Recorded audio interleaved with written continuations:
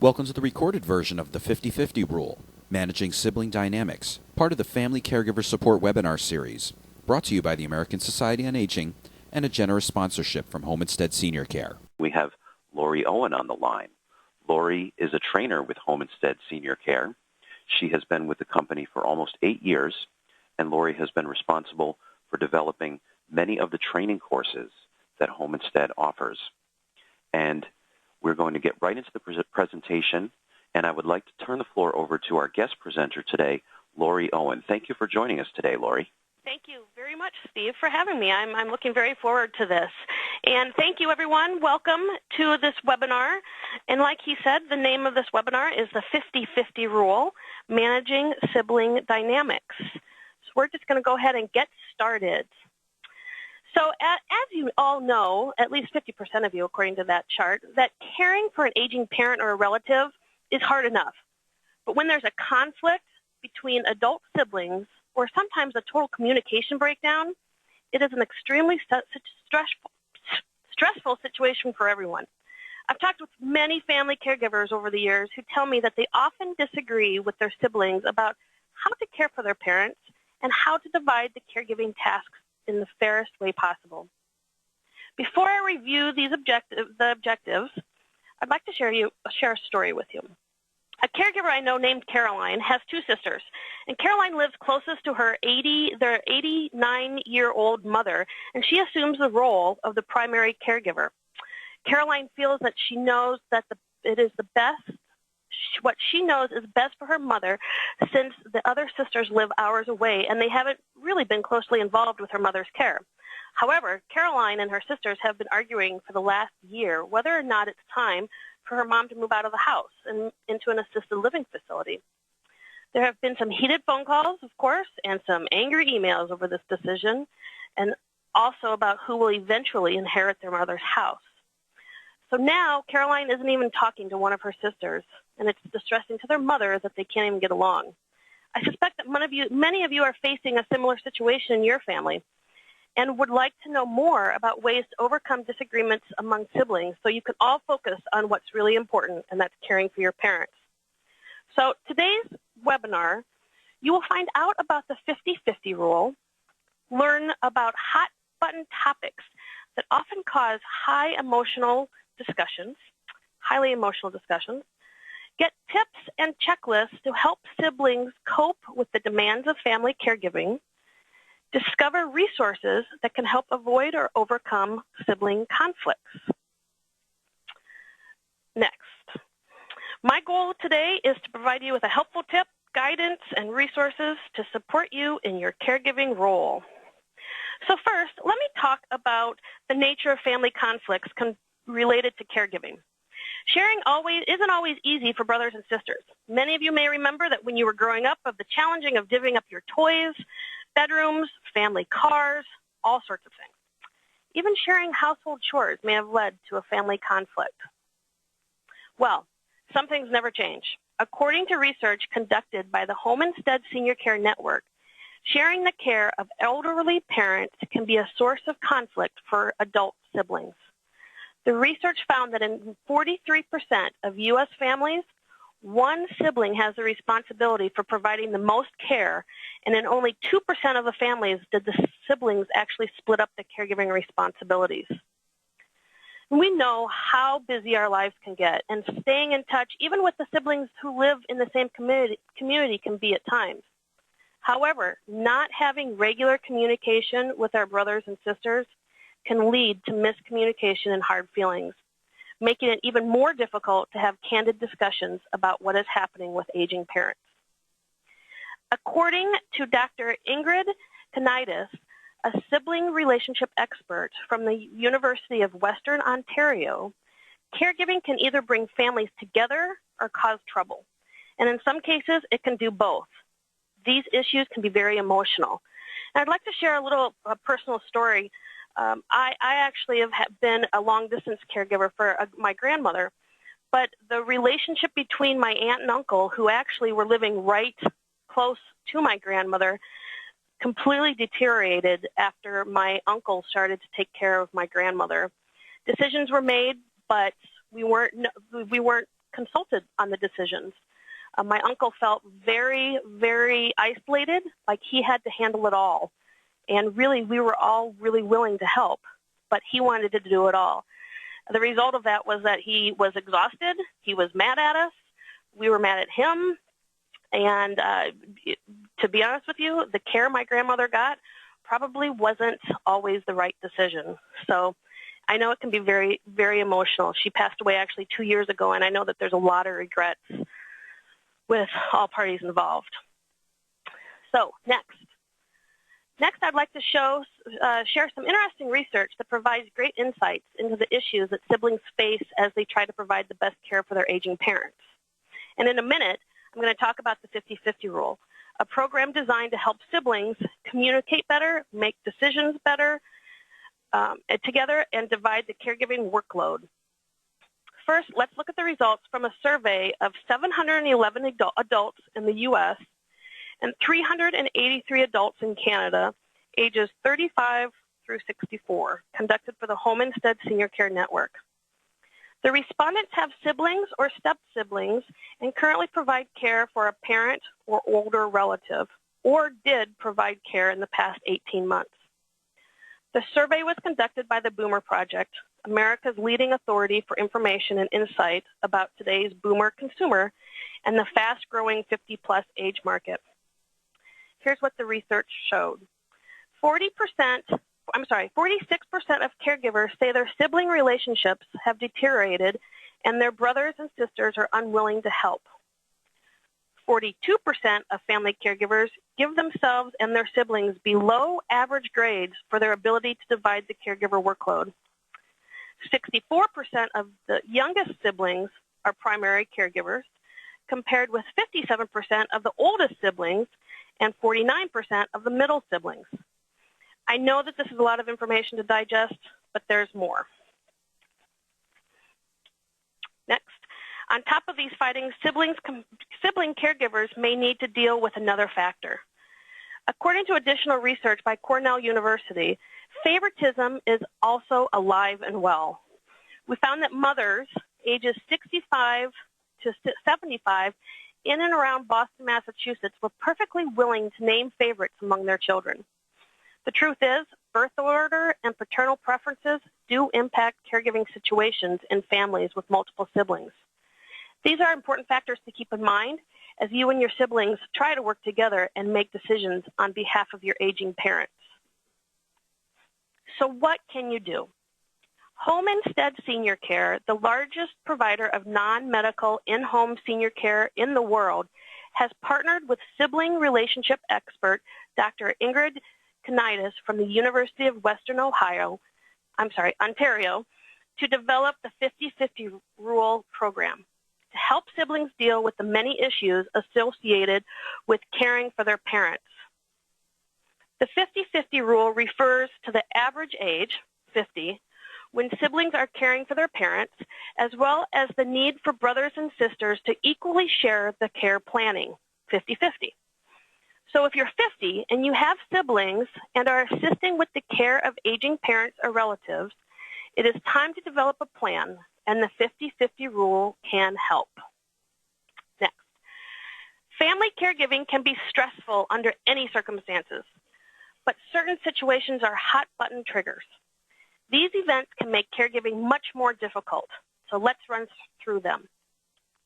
Hot-button issue number 1 is illness. A parent who becomes ill or faces declining health can leave a family facing all sorts of potentially difficult issues. Who will provide the additional care? Will one sibling, often because they live closest to their parents, bear the brunt of the caregiving? Siblings can have differing opinions on the type of care their parents should receive. To further complicate the situation, many illnesses present changing needs, and siblings will need to be flexible to address changing health issues. Hot button issue number 2 is money. This is no surprise, as money matters often complicate life at any stage, let alone when dealing with an aging or ill parent. The recent recession has left many older adults with depleted savings, while others may be outliving their nest eggs. Siblings can be forced to make tough caregiving decisions when their loved one's finances factor into the equation. Hot button issue number 3 is inheritance. While some families contend with the lack of funds to provide care for their loved ones, others have the temptation of an inheritance influencing their decisions. If one sibling is encouraging a parent to spend the sibling's inheritance and another is coaxing the parent to save the money, trouble is sure to ensue. Siblings will need to recognize that this highly emotional issue can easily escalate into a family feud, one where everyone stands to lose. Hot button issue number 4 is distance. Siblings who live in the same town or city as their parents may be stuck with most of the caregiver work. As I mentioned earlier, in 43% of families, one sibling is responsible for the bulk of the care of mom and dad.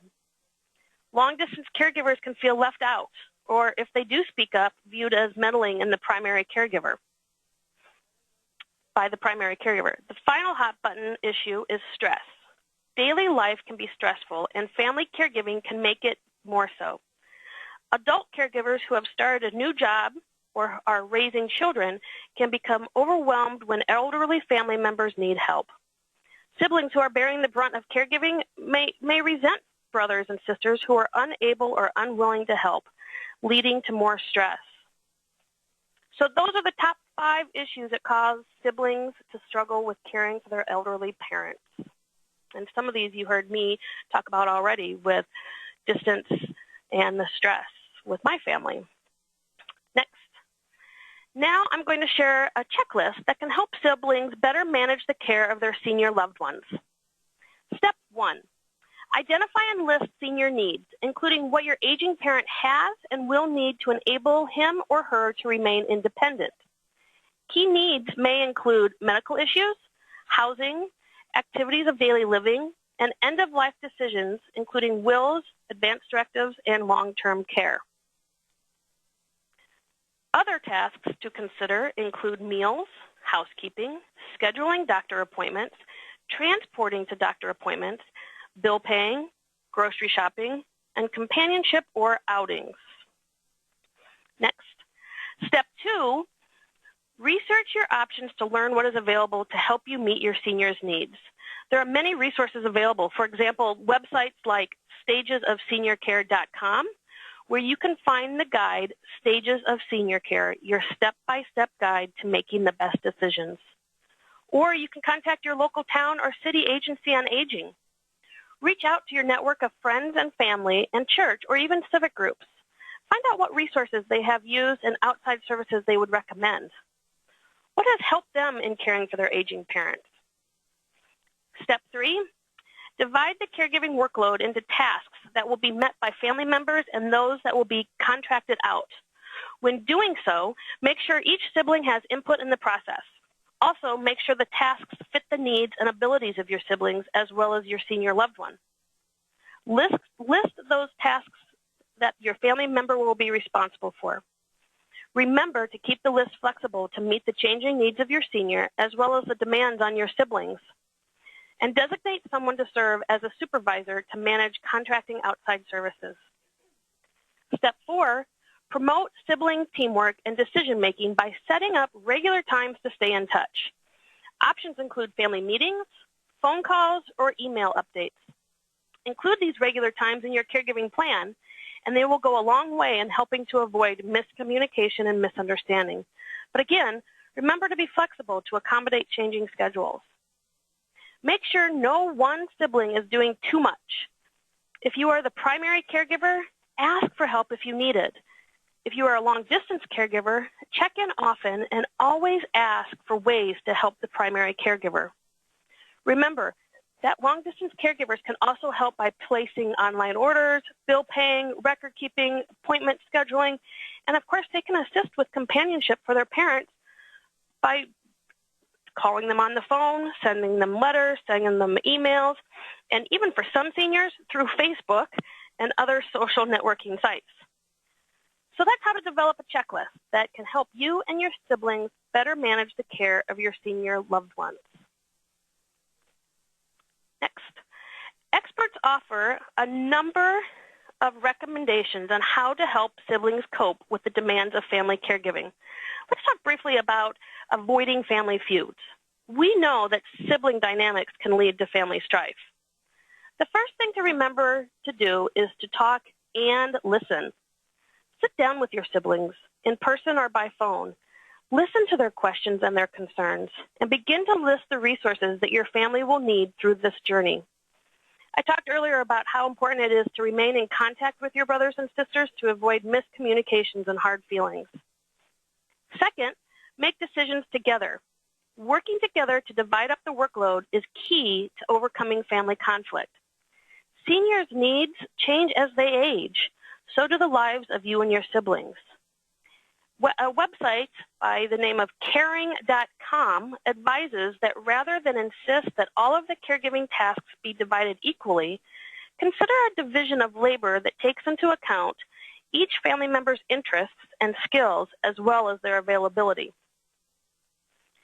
Planning and flexibility are also important for caregiver success. As parents age, the need for care and assistance increases. As a result, you will need to adapt your plan and division of the workload. If you've hired an in-home care company, for example, more hours may gradually be needed to keep your loved ones safe and happy. Next. Now, what do you do if you're already experiencing sibling disagreements over caregiving responsibility? Well, fortunately, there is help available.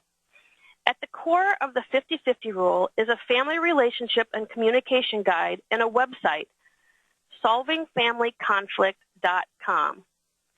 Both feature practical advice and a wealth of real-life scenarios and expert responses. There are also many research organizations and resources available to help family caregivers learn about their options.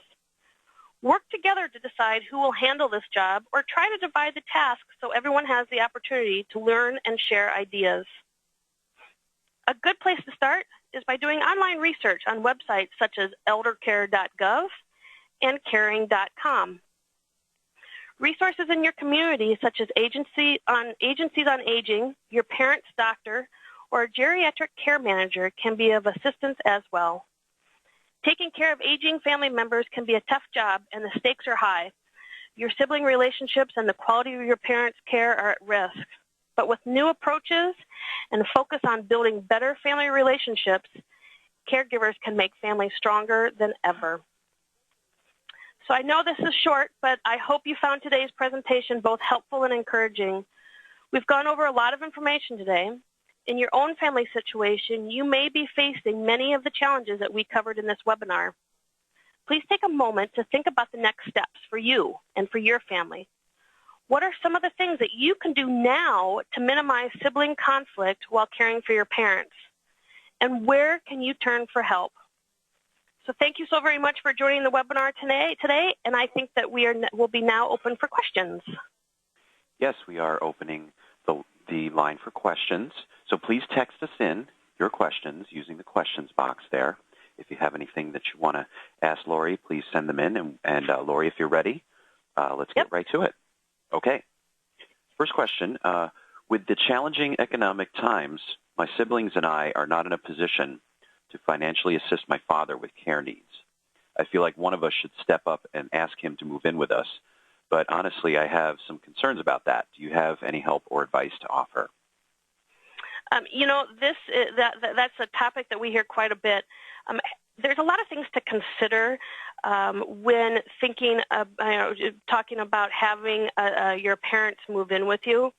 And actually, there is some information on a website called Too Close for Comfort. Information from Home Instead Senior Care called Too Close for Comfort, because there's a lot of things you have to consider when someone moves in. Are they going to be paying rent? Are they going to help with the bills? Are they going to help around the house? Are the family members going to help around the house now that the senior has moved into the house? There's a lot of things to consider with that, and there's a lot of things also to consider for the actual senior. Is that the right move? Do they need help 24 hours a day, or is it something that the siblings can split up time and check in with the parents every other day. That's something that we did just recently with my grandmother, who passed away just 2 weeks ago. She needed some help, and she wasn't willing to move, and we did have some outside help coming in, but we split up our time, and we stopped in and checked in on her and sat with her while eating meals, brought in food, and it was really divided up amongst the family. So is that the right idea to move in? I can't make that decision because there's a lot of things to consider, but I would definitely sit down and talk with the rest of the family members to find out if there's something that can be divided up amongst all of the siblings. Okay, great, Laurie. Next question is, my mom tends to lean on me more than my brother and sister. How can I share the responsibilities without making my mom feel like I don't want to help her?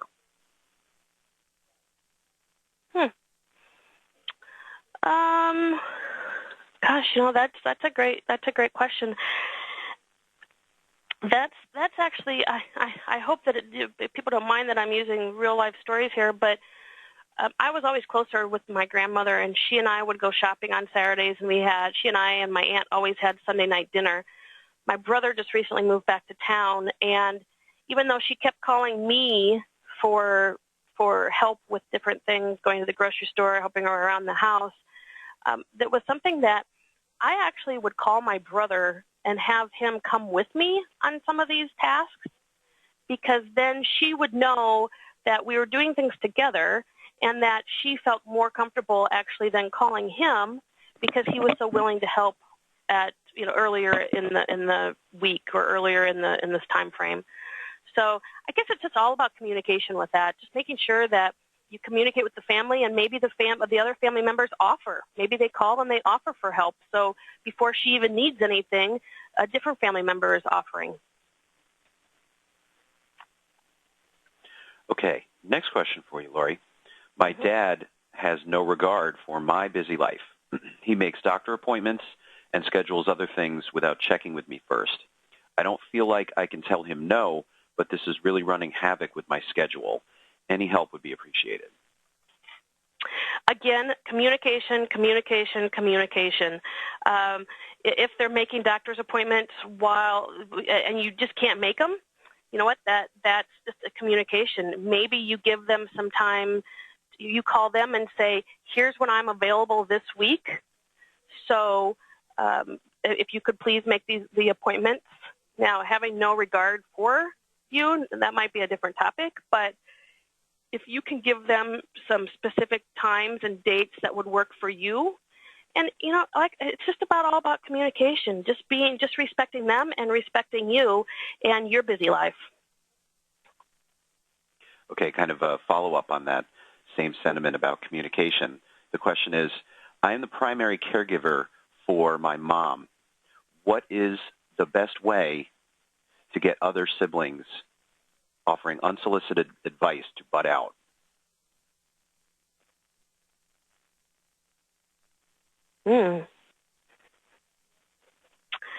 Unsolicited, say that again, please. Unsolicited advice. Yeah, what's a good way to work with siblings to get them to stop offering unsolicited advice? Gosh, that's kind of hitting home.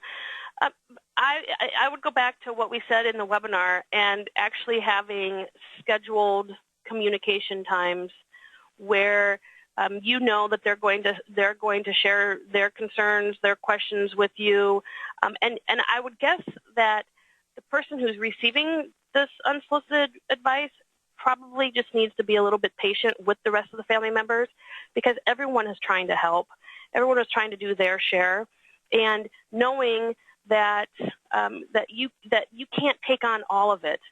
And so maybe just being open-minded and listening, and then making your decision based on some of that information.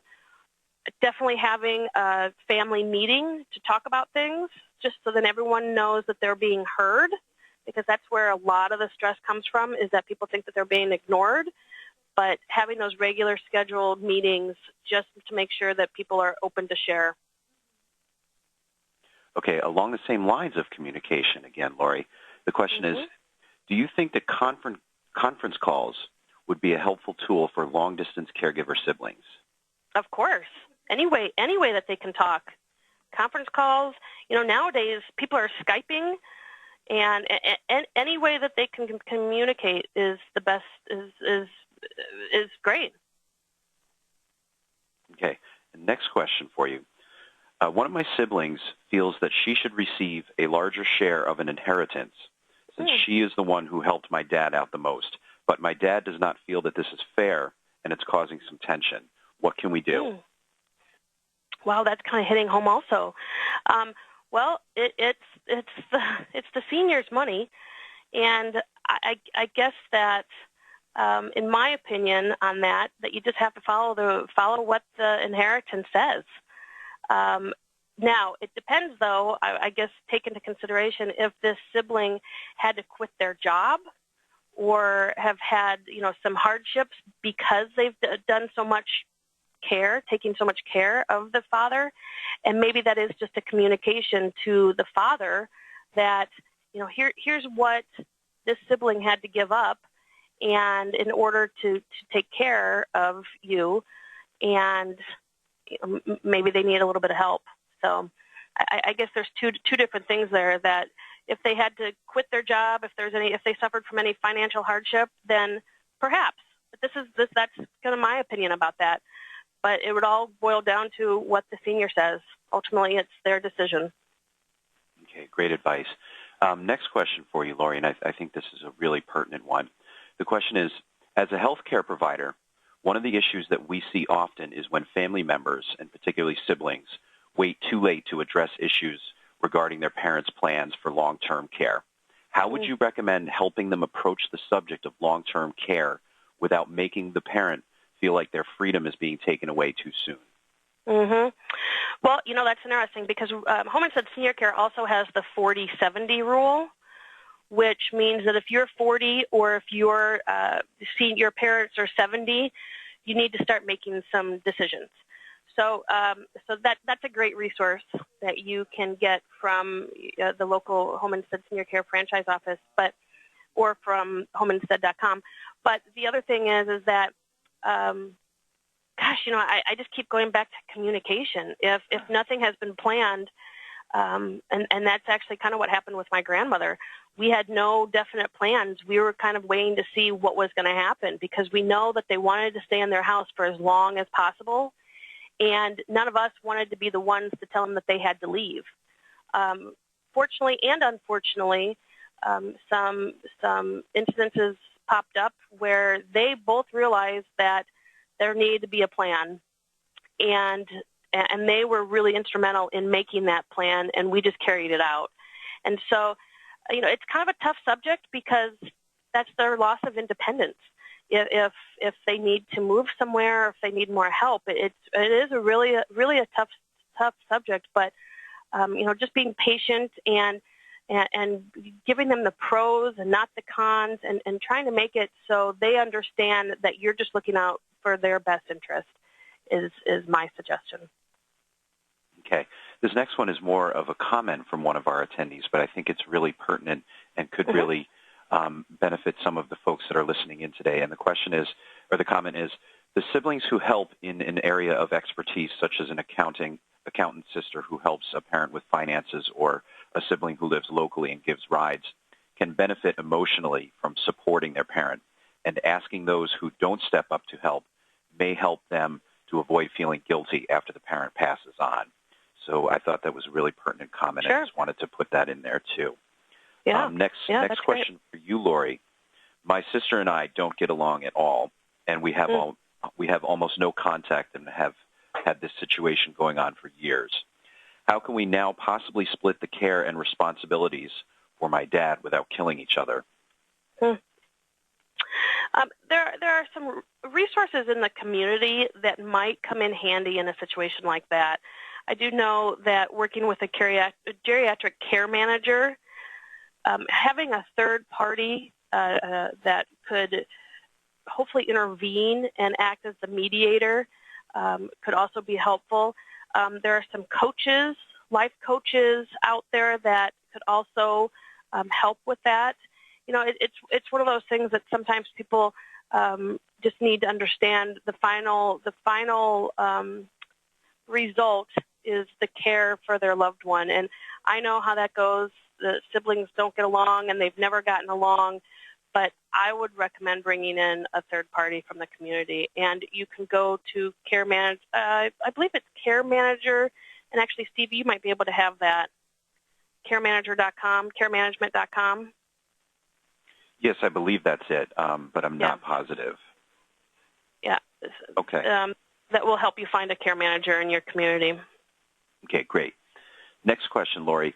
Speaking about siblings, what if there aren't any siblings available? What about involving cousins and family friends? Yeah, if they're willing.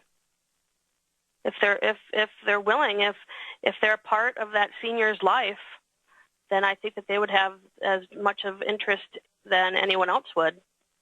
So asking for help is important.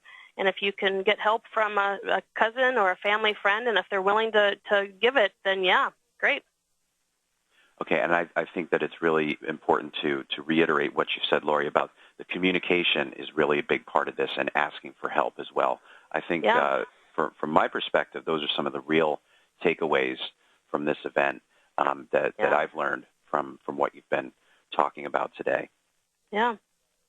Well, we are just about out of time for this event, but I want to thank Laurie Owen for stepping in and presenting today.